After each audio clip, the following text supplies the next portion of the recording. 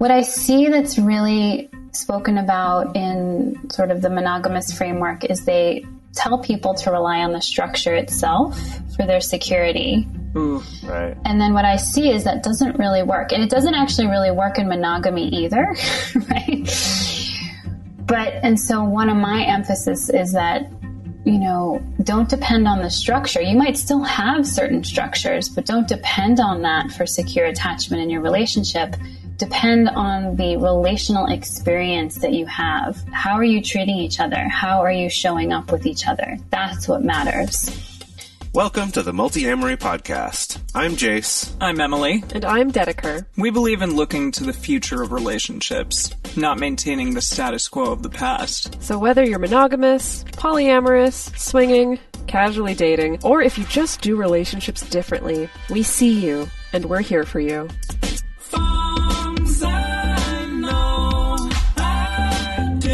On this episode of the Multiamory podcast, we're speaking with Jessica Fern, a psychotherapist, public speaker, and trauma and relationship expert.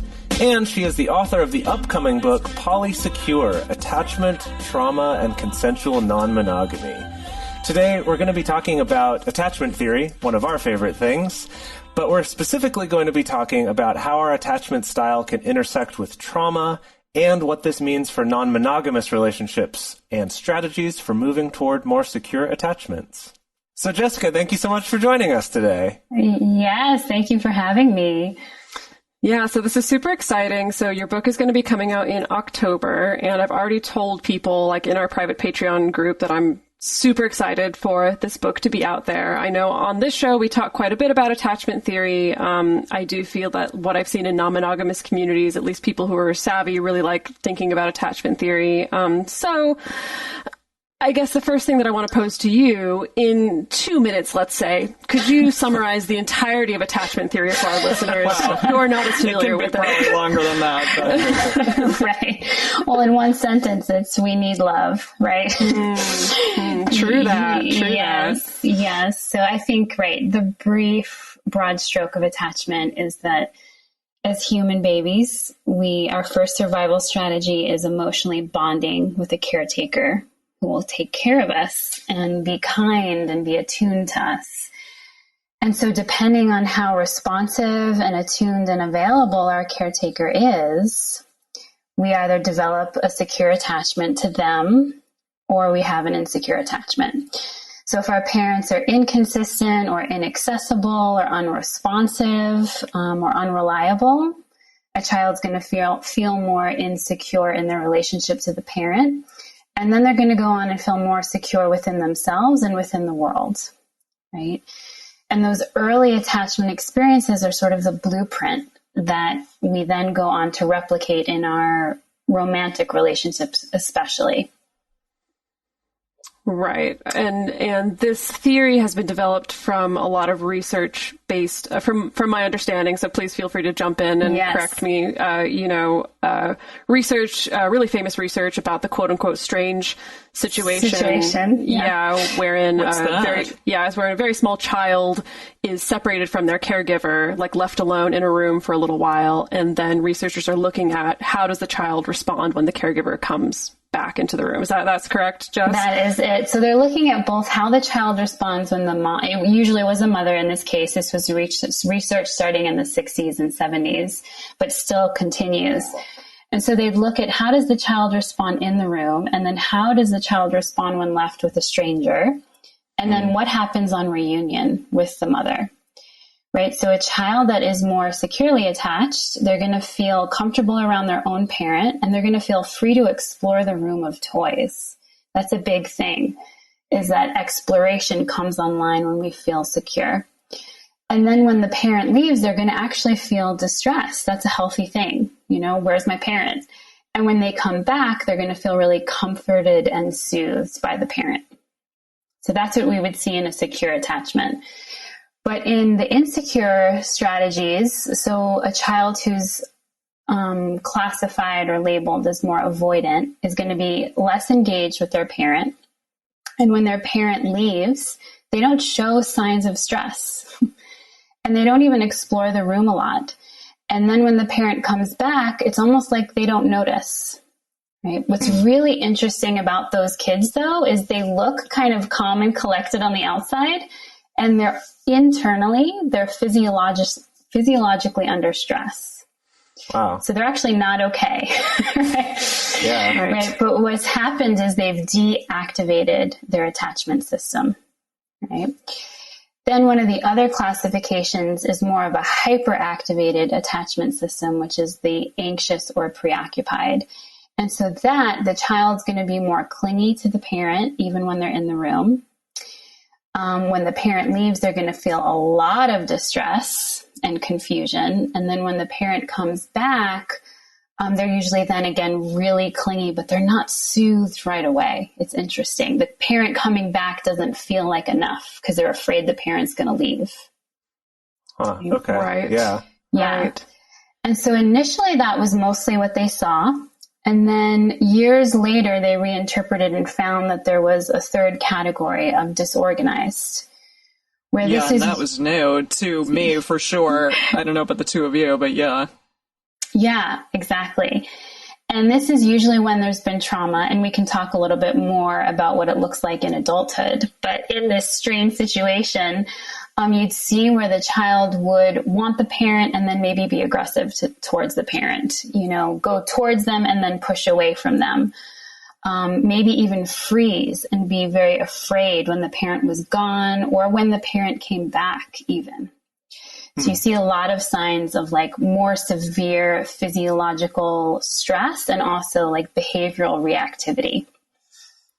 Wow. Right. And so something I want to clarify here is that I think that usually these kind of attachment styles or behaviors that show up in children, at least most resources that I've read, chalk it up to, there was probably a time where you were trying to get an attachment need met in a particular way and your caregiver responded in a particular way, maybe in a healthy way, maybe in an unhealthy way, or they consistently responded in an unhealthy way, and that contributed to having potentially some maladaptive strategies for seeking that attachment. But I appreciate that you do clarify in your book, though, that this is not all about just laying all the blame on your parents fucking up, right? Exactly. Yeah, that's where I came up with that nested theory of attachment and trauma, which in the book I look at not just the parent-child relationship, but how do things like the home environment, the culture that we're in, the society that we're in, the global level issues that we're facing that can all impact attachment. So for example, like one of the main predictors of disorganized attachment is the mother working too many hours outside of the house. Well, that's a societal issue. That's usually an issue of poverty, not necessarily her being just a bad mom, quote unquote. Right. Yeah. So it's not about parent blaming. Right. Yes. Yeah. And so then just to connect the dots a little bit for our listeners, these behaviors that we see in children, like you said, then kind of serve as a model for then how we end up attaching to people as adults. So could you also go over in rough strokes, just kind of like what this tends to look like as adults? Yeah. So for the insecure styles, the avoidant is going to be someone who keeps people a bit more at arm's length, right? They're not going to show as much vulnerability. They're going to pull away when they see their partners showing vulnerability. Usually they're labeled as more like cerebral, right? Or intellectual. They're usually very competent in those realms too. Like they usually do really well in the work field. But they're people that are more of a lone wolf, or Stan Tatkin uses the nautical metaphors of someone who's more of an island. Yeah. And it's not that they don't want relationships. There's a kind of a joke in the attachment world that the avoidance style wants to be in relationship and they want you in the house, but just in the other room. Oh God! Oh God! It's too real. Exactly. Dedeker's like having palpitations right now. Yeah. And so it comes though from, and usually they're very self-reliant. They really pride themselves on being so competent and not needing, right? And they usually don't like when other people need things, right? The word needy gets thrown around. But and they've deactivated their attachment system, not because they actually don't have those attachment needs, but because they learned I can't rely on the people around me. So I only have myself to rely on, it might even be unsafe to rely on others. So they have a lot of struggle with depending or even interdependence with their partners. So that was specifically what the more disattached from a partner. Avoidant. What do you call that? Avoidant attachment? Yeah, avoidant, dismissive. Yes. And I know personally I'm more of what maybe the avoidant would call the clingy side. So can you get into that one? And then finally the secure and disorganized, because I read Stan Tatkin's book, and he never spoke about that. He only spoke of the other three. Right. I'm interested to get into a little bit more of the disorganized as well. Great. So the anxious preoccupied, though, has more anxiety, and they're called the wave from Stan Tatkin's work, where, the avoidant is more withdrawing and they are leaning in big time. And so their system is hyperactivated. So they're super hyper focused on their partner, what their partner is doing, isn't doing. Do you love me? Oh, but maybe not enough. We didn't have sex this time. When are we going to have sex next time? There's just a lot of focus outward. And then they tend to lose themselves in that, right?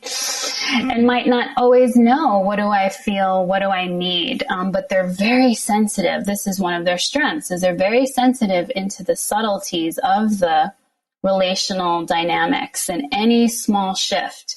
But usually even though they're sensitive to small shifts, they usually think it's personal to them. Oh, are you mad at me? When not necessarily the case. Right? It might just be like, I'm just hungry. Right? Yeah. So, and usually this person in a relationship gets labeled as being needy, or, what do we call people when they're like high clingy? Yeah, exactly. Then the disorganized, it's called disorganized in childhood, and it's called fearful avoidant in adulthood. Okay, that one I've heard before. I've heard people talk about fearful avoidant, just not disorganized. Okay. Yeah, exactly.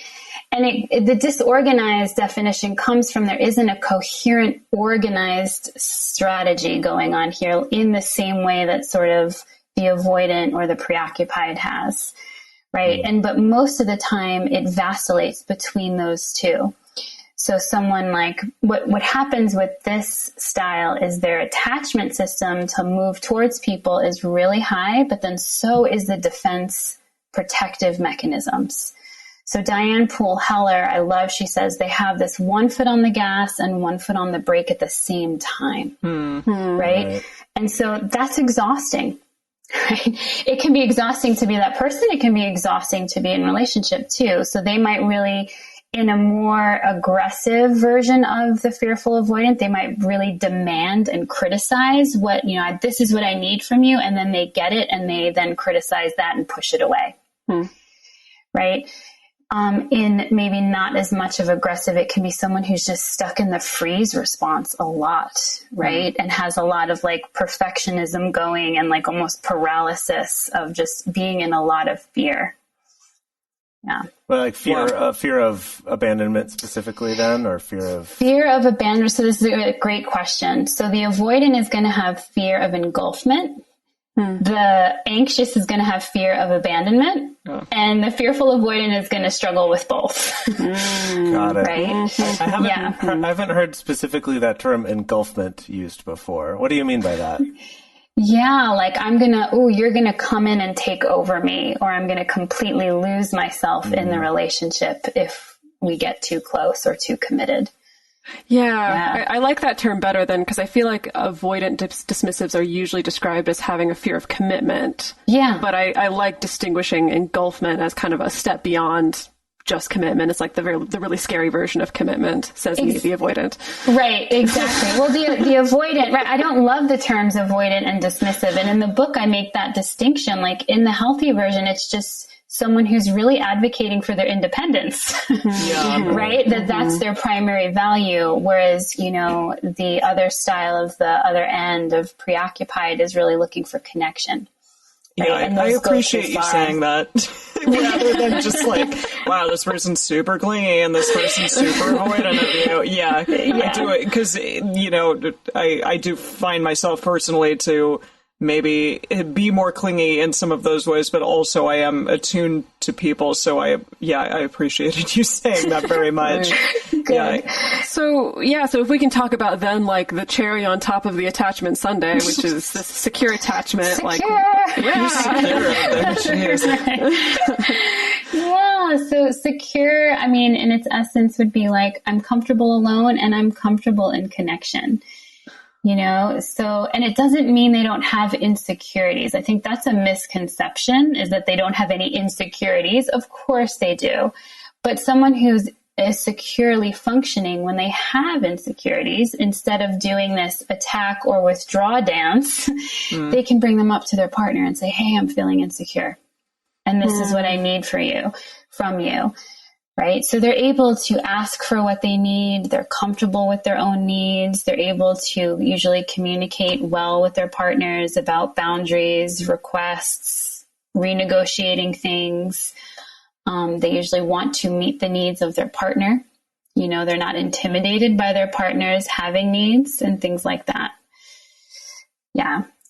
And so in non-monogamy, what you see is when people are securely functioning, they have an easier time, right, with managing all of the complexities of all the conversations that need to happen, all the ways we have to become advocates for ourselves, all the ways we can no longer disregard our needs and feelings, right, and be able to have difficult conversations. People who are securely functioning are better usually at compersion. Mm-hmm. And they're usually better with their metamors. They're not taking everything personally or as an offense or as a disrespect. Right? Yeah, I mean, when I think about that, it's like most of the stuff out there written about attachment theory and relationships is very much focused on how it applies to monogamy, how it applies to this pretty bubble. Right, this pretty conventional model of it. And I think the thing that's interesting about non-monogamy is that if the whole model you've ever been given for what security even means in a romantic relationship, non-monogamy is suddenly pulling that out from under you, like intentionally. Exactly. And that seems, I can definitely say, like, I've seen it in other people and myself, that there's suddenly that challenge of all those insecurities coming up, and I could definitely see that kind of exacerbating whatever sorts of attachment struggles or challenges you might have. Exactly, because non-monogamy is more of an insecure relationship structure. It just doesn't have that secure structure that monogamy does in the same way. Or at least that monogamy claims to have. Exactly, ostensibly. Yeah. Right. So what does this look like then in non-monogamy? What part of it? Just, I guess, how did those show up? Like in the, the research and the writing that you've done, like how do, what are, I guess, some of the key differences that you've noticed between the way that it's written about in monogamous relationships and how it applies to non-monogamous relationships? Like, what's left out? What are they missing? Yeah. Great question. What I see that's really spoken about in sort of the monogamous framework is they tell people to rely on the structure itself for their security. Ooh, right. And then what I see is that doesn't really work. And it doesn't actually really work in monogamy either, right? And so one of my emphasis is that, don't depend on the structure. You might still have certain structures, but don't depend on that for secure attachment in your relationship. Depend on the relational experience that you have. How are you treating each other? How are you showing up with each other? That's what matters.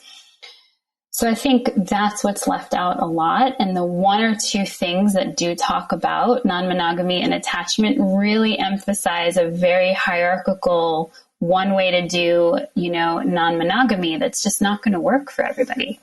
Right. Yeah, I appreciate in the book you go into this really long and really detailed list of just signs that you may be relying on your relationship structure for security rather than the relationship experience itself, so things like, you live with a partner and share bills, but you don't feel cherished or appreciated, things like that, which I thought was really, really interesting, because I know we definitely see, especially a lot of people who are newly opening up their relationship, that I think that we really are encouraged to lean on that in a very traditional sense. And a lot of people are left having to really redefine that.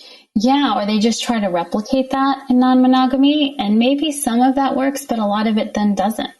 So people are really left without a roadmap. Yes. So I'm interested in getting into perhaps some of the pitfalls that can occur when looking at attachment theory, because I know a lot of people tend to kind of grab on to like, well, okay, I'm anxious attached, you have to deal with it, or something along those lines. So we do have listeners that are a bit concerned about like over-identifying with an attachment style, or blaming someone's attachment style for like why they are a certain way or something along those lines. So can you talk a little bit about maybe some of the pitfalls in attachment theory? And I did find it very interesting, and I agreed with it hugely, that like you're not necessarily just one. Exactly. You can be securely attached while also having a predisposition towards, anxious attachment or something else. So yes, exactly. I think with any typology, whether it's like your astrological sign or your Enneagram type or your Myers-Briggs, we can get stuck into like, oh, I'm just a 7 or I'm just a Taurus, and that's how it is, right? And we're much more complex. And so with attachment, exactly, we're not just solidly one style. We can experience different styles with children experience it with different parents. Right? They can be differently attached to their different parents. We have different attachment styles with different partners. So that gets really exposed in non-monogamy in a way that can surprise people, because they might have always been more of one style, and then they open up and they're seeing themselves expressed differently, and they don't know what to do. Yeah. And even in the same relationship over time, our styles can change.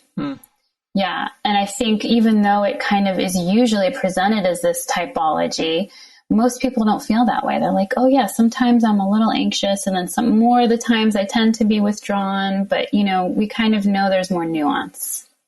Yeah. Yeah. I mean, we collected some listener questions before this episode, and nice. We got, oh my gosh, so much response on this thread. Like so many people had questions, but I will say a huge bulk of those questions was some variation of, I feel different attachment styles with different partners. Is that weird? Is that normal? Or some variation of, I've found that I go back and forth, all the time. Is that weird? Is that normal? So It is really interesting to see that it sounds like, yes, it's very much normal. Yes, it's what I see. So yes, I think it is very common, and there's nothing wrong with people for that, because we're responding to the attachment style of the person, and that's going to vary as well. Right. Yeah. That different partners are going to bring out different reactive patterns in us. Yeah. Right. Yeah, that makes sense. And I think even, not to see this like as a dysfunction or a pathology, right? That like these styles came out of a survival necessity. Right. They're actually quite wise. Yeah. But yet we don't want to stay stuck in them, and we do need to kind of grow and evolve beyond the style itself. Right. So I wouldn't use our style as an excuse, because it can't forever be an excuse. Sure. Yeah, I guess. Right. Yeah. That's actually something else that I was curious about, is that, a lot of this is based on research with children and how we develop attachment styles. Is how changeable is this over our lives? Is it just kind of, maybe you happen to be someone who vacillates between a couple different ones, but you're stuck with it and you just got to learn to deal with it the best? Or can this change based on your experiences and your relationships and things like that? Yeah, so it absolutely can change. That is the good news, is that if you have experienced any of the insecure attachment styles, you can jump between them depending on, I think there was a study that showed in adults that even every 4 years, their attachment style changed. Wow. Of course, this was with a monogamous population. And I had wondered how much of that is because they changed partners, that relationships might only be 2 or 3, 4 years. Yeah. Right. So yes, our attachment styles can change, but the good news is that we can go from an insecure style to an earned secure is what it's called. That usually doesn't happen on its own. It takes the intentional work of, healing our attachment wounds, working through our painful past, and then looking at the behaviors and beliefs that we're continuing to participate in as an adult that we do need to change. Right. Yeah. So I also wanted to ask, and of course you go into this a little bit more in detail in the book, but how does trauma intersect with attachment theory? I mean, we did get a specific listener question, which I thought was interesting. This person asked, are attachment styles just dysfunctional trauma responses? It's a great question. And I think it's hard to tease them apart, honestly. That yes, our attachment styles have come from trauma, whether you call it a capital T trauma or like a lowercase trauma, right? That the biological, emotional, psychological needs of that responsiveness, availability and attunement weren't happening.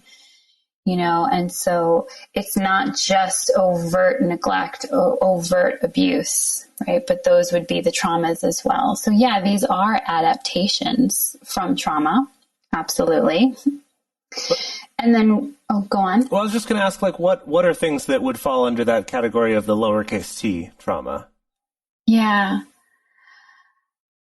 I call it the invisible trauma of the middle class, where I see it a lot in some of my clients, right? You're all like, oh shit. It's like, and it usually is white folks, but not always, but it's, middle class white kids who had all of their material needs met for them. But that sense of being seen and that warmth, the emotional connection wasn't there. And yet they had everything materially. So how could they complain? Right. And you're kind of taught, well, people had it worse than you. Right. So that could be one of those, it's not even noticed societally as a trauma, but just being in a home where, you're overscheduled all the time and it's always about extracurricular activities or achievement and grades and looks versus oh, I love you for who you are, Yeah, so that could be some of it. It could just be, parents even who were loving, but were, didn't have money, so they're working too much and they just weren't around.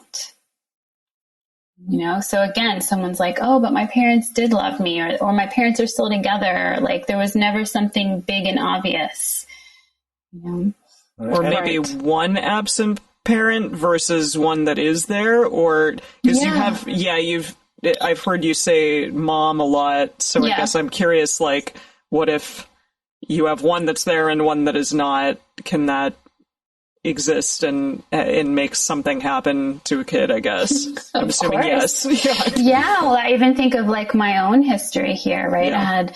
I had a single mom who was married several times. So, and then I had my dad who was a drug addict and an alcoholic, right? So there was my attachment with him that was pretty severely severed. And then he got married. So there was an attachment to his wife that was pretty complicated, right? But I had a stepfather who was my secure attachment. Right. And it was thank goodness for the stepfather, right? Wow. Who really became what allowed me to be resilient, And so, yes, we can have this multitude of, especially now with sort of blended families and the integration of step families that can either help attachment or it can hinder, Right. Yeah, I like that because it's different attachments to each of these different people in your life. I grew up with a single mom and my grandmother, and my father was never around. So exactly that kind of thing. And I had different attachments with each of those people in my life. So yeah, that makes sense. Yeah. Yeah.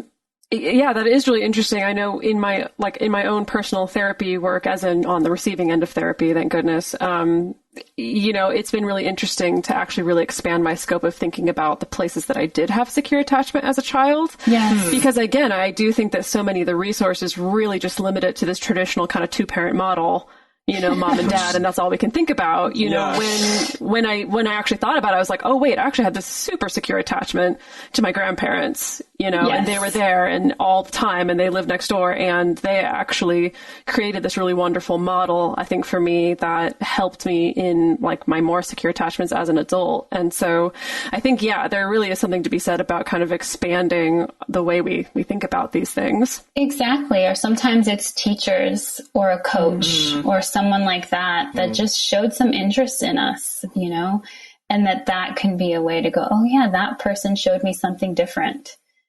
Right. Yeah. And yeah. then what about things later in life then?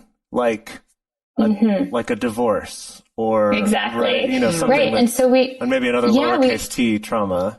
Exactly. Well, we don't talk about these things, but they absolutely are attachment ruptures or attachment traumas. And it could be a divorce, a breakup. It could be, a child leaving for college. It could be, the death of your best friend. All of these things definitely can create attachment ruptures. I went through, as an adult, I think it was within a 2-year period, I had 4 major losses. And then I was kind of disorganized for a year, And thankfully I knew I know why this is happening, but my nervous system's pretty fried right now from all of these losses, and they weren't all deaths. It was almost harder to deal with the ghosting loss, because, and I see a lot of folks in non-monogamy have to deal with that. Yeah, so we can even feel secure, but then go through traumas, whether it's relational or a hurricane or a pandemic, right? That then create these wobbly attachment experiences after. Wow. Yeah. So we want to go on to talk about specifically ways of finding good partners, as well as ways that you can work to improve your own the amount of security that you feel in your attachments, as well as questions that we've gotten from our listeners specifically for you. But first, we want to take a quick moment to talk to our listeners about how you can support this show, help keep this content coming, help keep this show growing, and making this podcast available to everyone out there for free. So the one attachment book that I've read was Stan Tatkin's book. What was it called? Wired for Love. That's the one. Oh, that's not the just attached one? Who wrote just attached? It was 2 people wrote attached, but Wired for Love was Stan Tatkin. Right. If I am correct on that, I believe I am. But yes you are. And he talks a lot about just find a partner that's secure, and then you will become secure. And a lot of attachment resources out there kind of do that. And it was one of the many, many things that I loved about your book was you talk so much about the internal and kind of healing from within rather than just finding another person to fix you. But we do have people out there who asked us how is it that you do find a securely attached person? Yeah. How do you find a securely attached person? This used to be a drop-down menu on dating apps. Exactly. And a filter preference, right? Attached, right. I mean, there is some truth that yes, if you're dealing with an insecure style and trying to work through it, being with a partner who can show up in more secure ways is going to help. Absolutely. Right. And yet what I've also seen is that when 2 people or multiple people are intentional about this, they might say, hey, we're both dealing with an anxious style.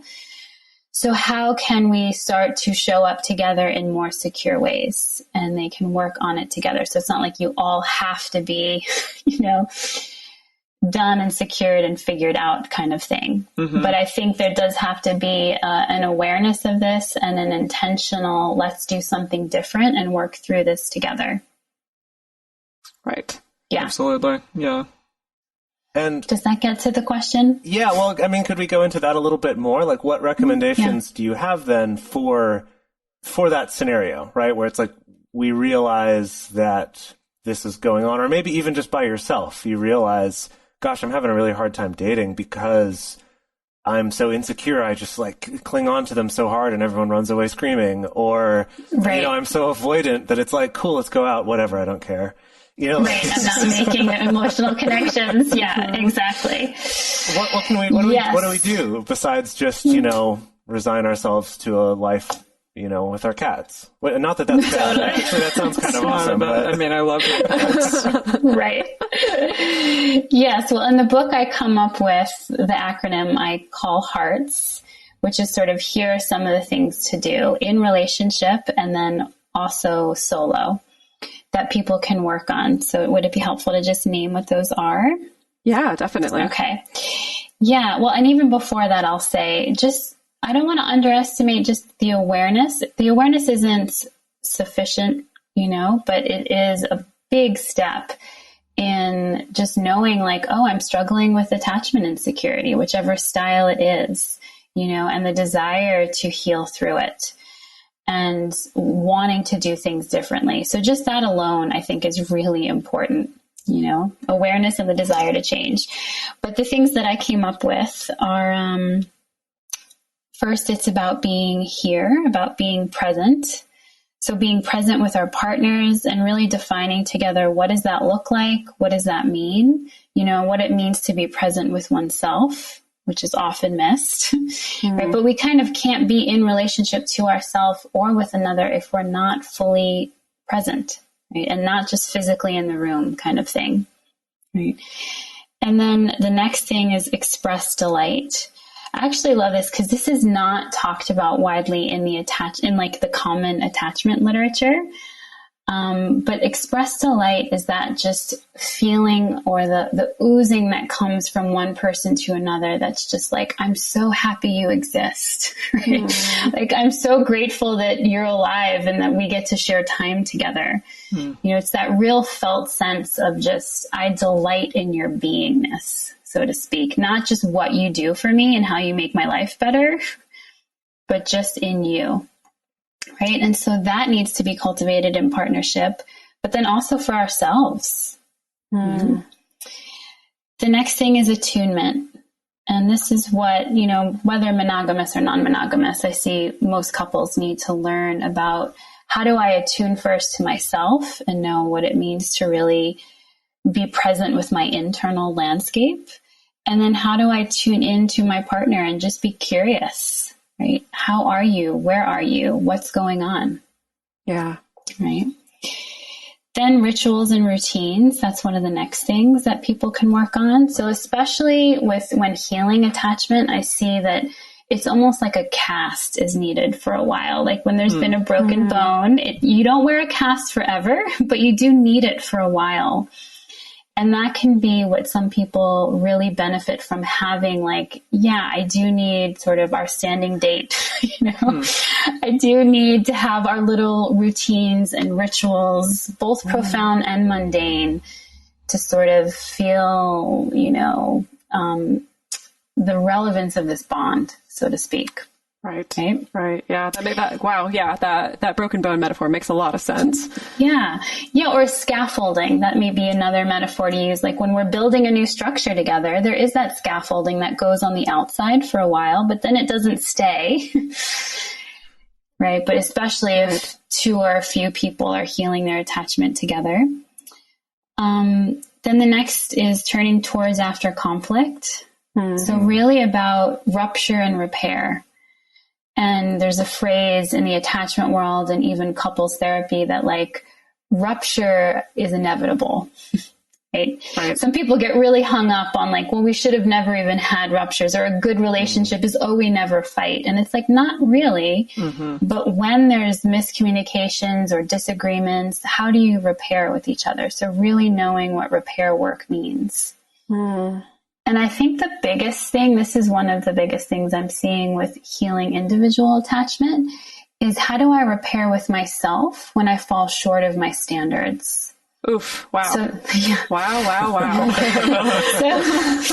So that's inner critic work, right? I have something I'll be coming out with soon, which I'm calling the shame triangle, which is how do I work with the inner critic, the shame, and then the escaper, the part that wants to not have to deal with any of that.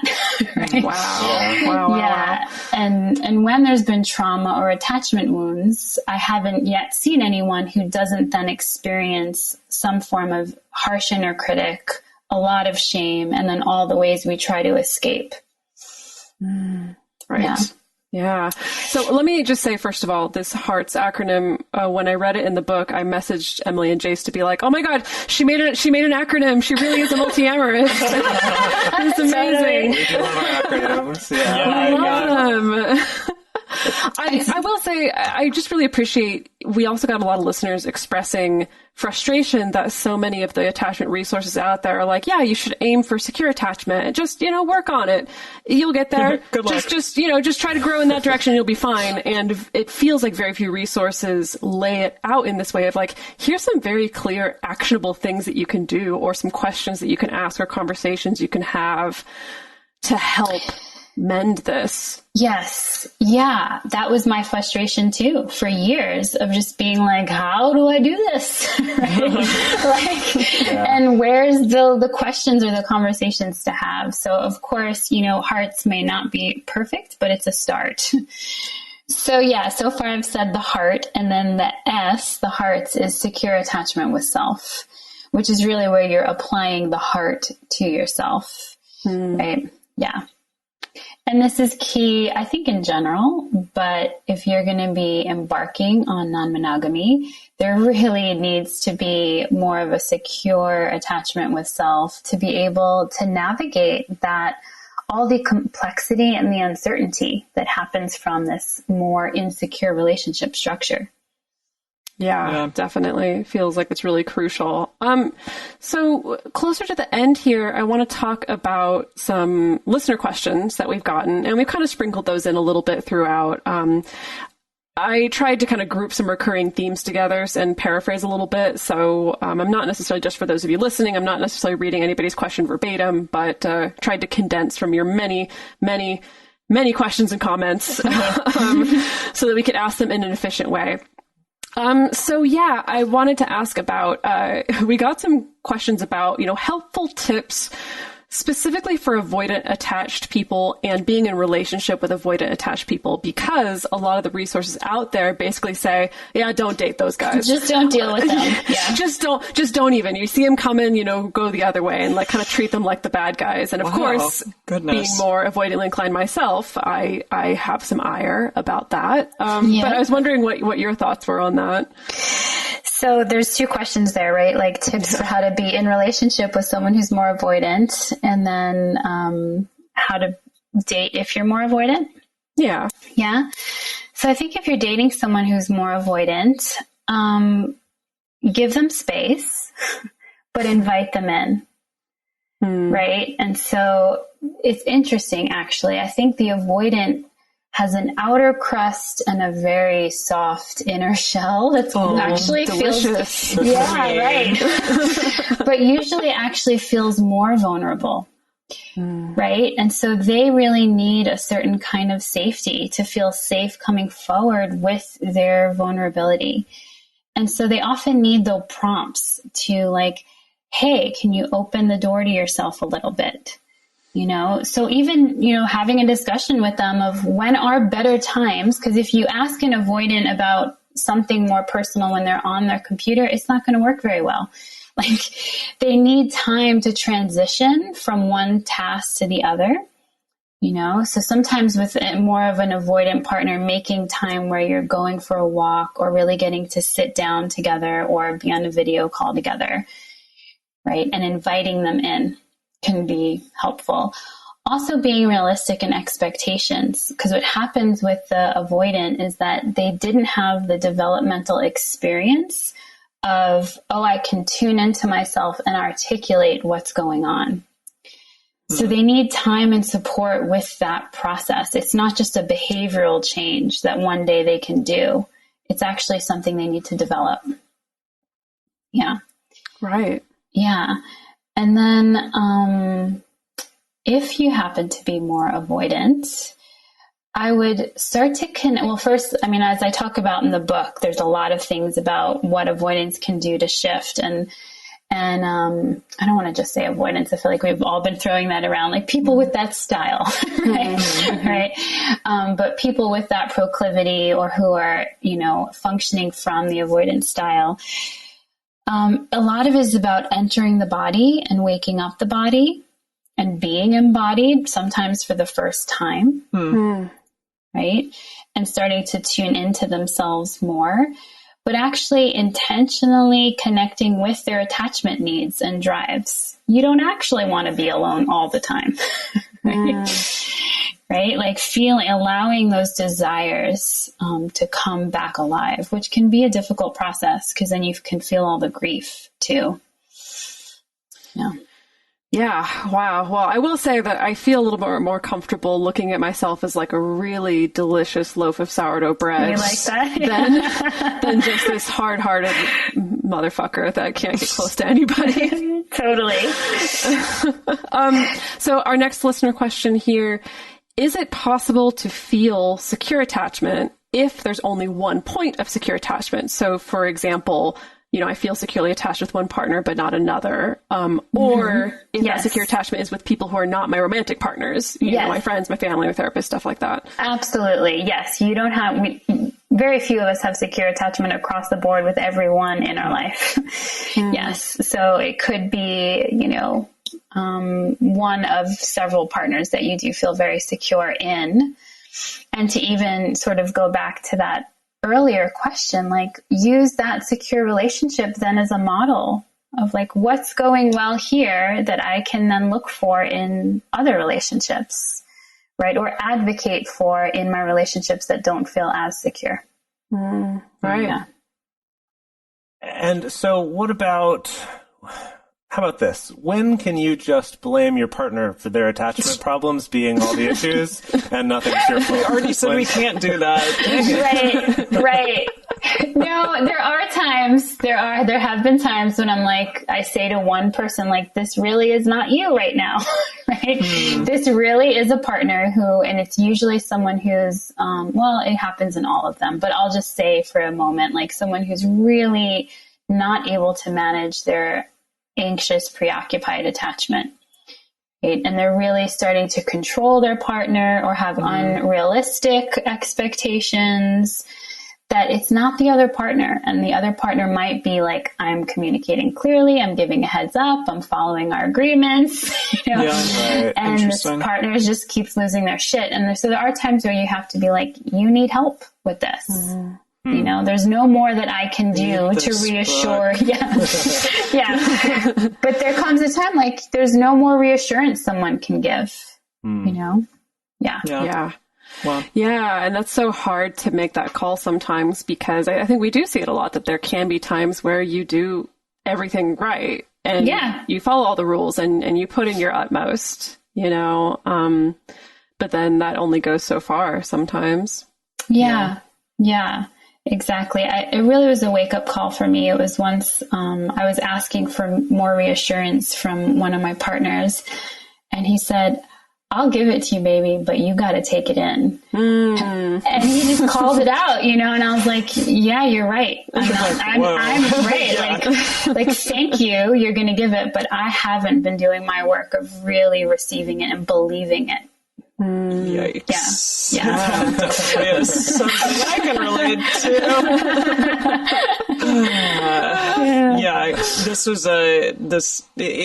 This was a really good book for me to read, and I want to read it again because there were a lot of juicy nuggets in there, and I can't wait for all of you out there, dear listeners, to read it as well. So besides this book, what is coming up for you next, and where can our listeners find out more about you? Yes, well, they can go to my website, jessicafern.com. That's the easiest way. But in addition to the book, so in the new year, I am going to be launching a Secure Attachment with Self program. So it'll be an online program that will have a combination of videos, guided practices, meditations to do, and then live teachings with me and one of my partners. And it's going to be probably 5 or 6 months long. So it really is a commitment. Wow. And I put a lot of thought into this because I was like, oh, all these like 6 weeks to whatever, 90 days. And I was like, nope. If we're really going to heal our attachment, it takes 6 months to 3 years, honestly. Yeah. So the program is sort of really wanting to support people in diving into healing their attachment and being secure within themselves, which will inevitably then change their relationships. Yeah. Right. Yeah. That's wonderful. Oh, that sounds great. Yeah. Yeah. Super exciting. Yeah, I'm excited about it. Great. So we're at the end of our episode for today, but we are going to join Jessica for a bonus episode where we're going to talk some more about examples of how attachment crises actually show up or what they look like in non-monogamous relationships, as well as just sort of what the different styles look like, maybe how you can identify them in yourself or others. So for our patrons, if you want to join us in that bonus episode, we will see you after this. And those of you who are in our patron group and our listeners, we would love to hear from you about what you thought about this episode. What have you thought about your own attachment style? What have you noticed about how your attachment plays out in your multi-partner relationships? We would love to hear your thoughts. And the best place to share those with other listeners is on this episode's discussion thread in our private Facebook group or Discord chat. You can get access to these groups and join our exclusive community by going to patreon.com/multiamory. In addition, you can share with us publicly on Twitter, Facebook, or Instagram. You can email us at info@multiamory.com. Multiamory is created and produced by Jase Lindgren, Emily Matlack, and me, Dedeker Winston. Our episodes are edited by Mauricio Balvanera. Our social media wizard is Will McMillan. Our production assistants are Rachel Shennework and Carson Collins. Our theme song is Forms I Know I Did by Josh and Anand from the Fractal Cave EP. The full transcript is available on this episode's page on multiamory.com.